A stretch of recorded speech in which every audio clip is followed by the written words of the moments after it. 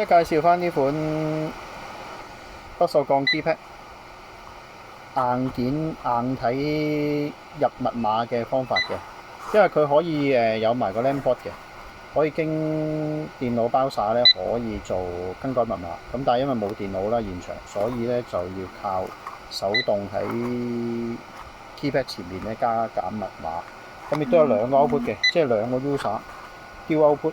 1號 user output 1，2號 user output 2。咁而家做呢個加密碼，咁就4個0一個星兩個星。入咗 program mode 一樣啦，依部做唔到唔啱嘅話咧，就唔好繼續做啦，因為主碼錯咗或者入錯咗，冇得計揀嚟嘅。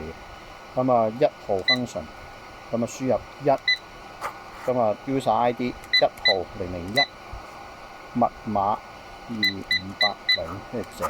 聽到嘟嘟就應該係 confirm 到嘅，如果嘟嘟嘟咧就唔得嘅。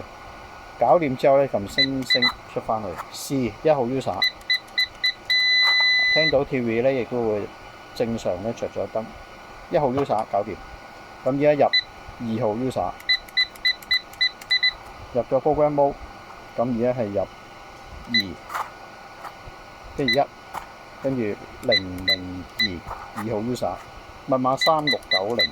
跟住整嘟嘟成功，星星出翻去，咁你試3690整成功。2號 user 2號 relay 跳咗，見到。再嚟1號 user 踢1號 relay， 好2號 user 踢2號 relay。